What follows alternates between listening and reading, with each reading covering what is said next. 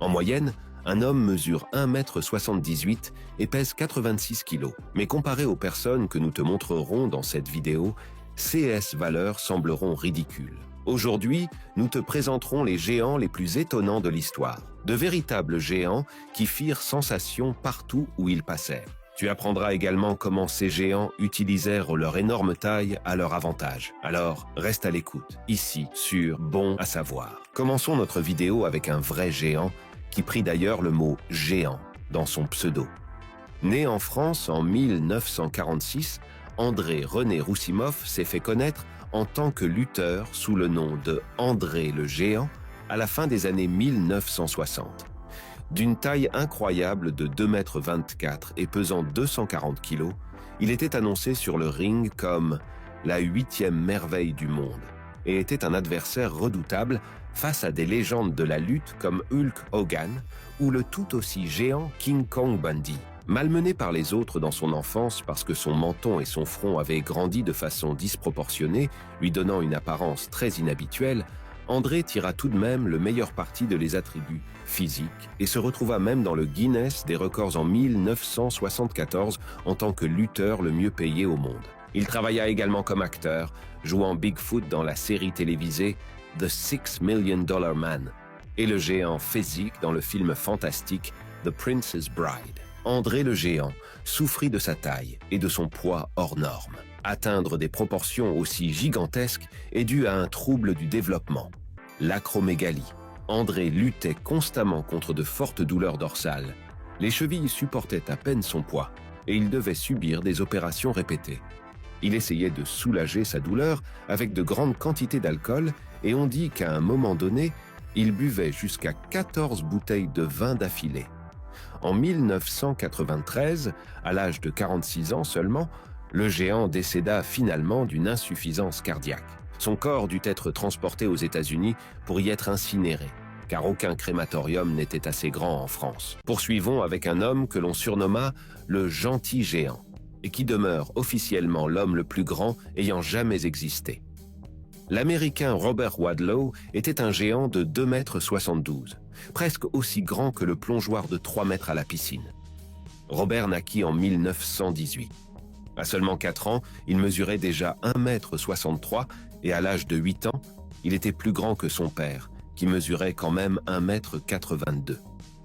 Cette énorme croissance, due à une tumeur au cerveau, causa de nombreux problèmes dans la vie quotidienne de l'Américain.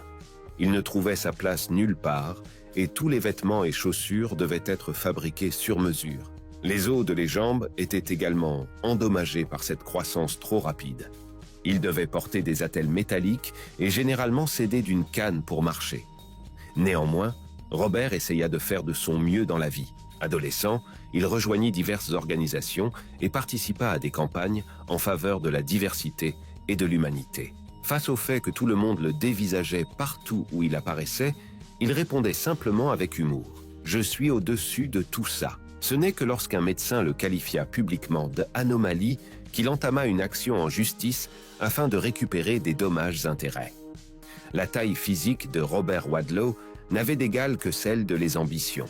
Bien qu'il eût reçu de nombreuses offres par des cirques pour faire figure de géant, il était assidu à l'école et voulait plutôt devenir avocat. Avec beaucoup d'efforts, Robert réussit à commencer à étudier le droit. Toutefois, il ne devint hélas jamais avocat, car à tout juste 22 ans, il mourut d'une infection causée par une attelle défectueuse à la cheville. Plus de 10 000 personnes assistèrent aux funérailles de ce jeune homme toujours gentil avec tout le monde pour lui dire au revoir.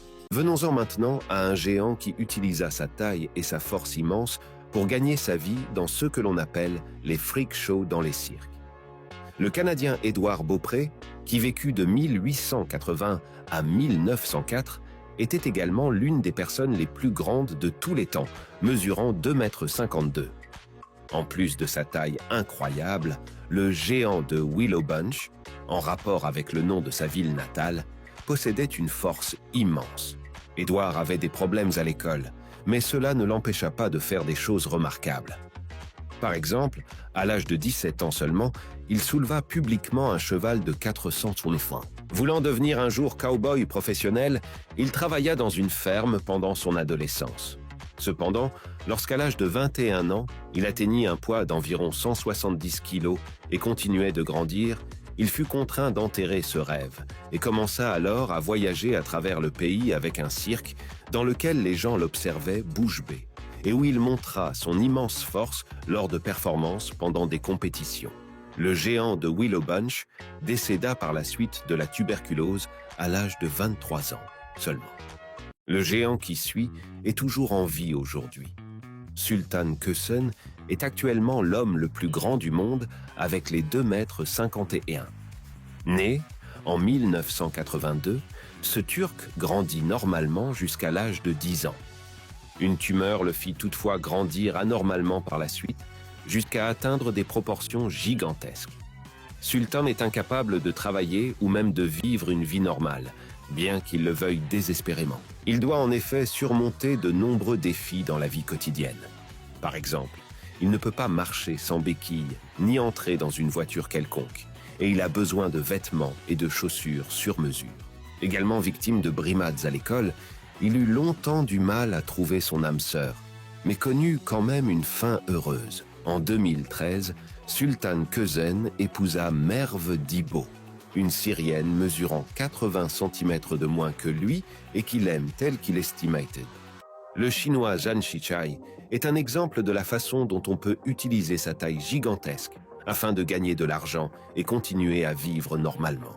Né en 1847, cet homme comprit rapidement qu'il pouvait transformer les 2,44 m en argent et il fit des tournées dans toute l'Europe, aux États-Unis et en Australie sous le nom de Shang, le géant chinois. Il touchait un beau salaire grâce aux milliers de personnes qui voulaient avoir en chair et en os un géant comme lui. Il profita également de ces tournées pour poursuivre les études et apprendre plusieurs langues. Entre-temps, il se maria et eut 2 enfants. À presque 30 ans, Zhang Shichai avait gagné suffisamment d'argent pour prendre sa retraite. Il ouvrit une maison de thé chinoise et vécut une vie heureuse jusqu'à sa mort, à environ 50 ans. La vie de Leonid Stadnik fut, elle, très différente.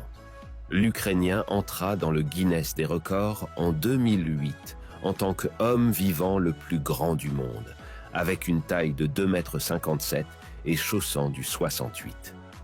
Bien qu'il fît quelques apparitions publiques en tant que géant, 2 autres choses étaient clairement plus importantes pour lui, les animaux et sa famille. Il ne fit ainsi pas grand-chose de sa taille et travailla plutôt comme vétérinaire en Ukraine. Pour pouvoir se rendre à les rendez-vous en voiture, le président ukrainien lui avait offert une voiture spécialement modifiée. À la mort de son père, Leonid Stadnik abandonna son travail de vétérinaire et s'installa dans la ferme de sa mère pour l'y aider. Enfin, nous en arrivons à ceux que l'on appelle les géants de Patagonie, dont l'existence est aujourd'hui contestée par les scientifiques. Au XVIe siècle, des explorateurs tels que Magellan rapportèrent avoir rencontré un type d'humain géant en Patagonie, région située au sud de l'Amérique. Ceux-ci seraient 2 fois plus grands que les Espagnols normaux. Les géants de Patagonie porteraient uniquement des peaux d'animaux et chasseraient avec des arcs et des flèches. Ils sont généralement décrits comme des gens primitifs, mais sympathiques de l'âge de pierre. Magellan en aurait même capturé certains pour les emmener en Espagne, mais ils seraient morts en chemin. Lorsque le corsaire anglais Sir Francis Drake se rendit en Patagonie plus de 60 ans plus tard, il signala également la présence d'hommes géants. Les explorateurs qui lui succédèrent décrivirent ces gens comme étant nettement plus petits, mais faisant tout de même environ 2 mètres, donc plus grands que la moyenne. Si tu as aimé cette vidéo sur les géants les plus étonnants de l'histoire, lâche un like et abonne-toi à notre chaîne. Au revoir et à la prochaine, ici sur Bon à savoir.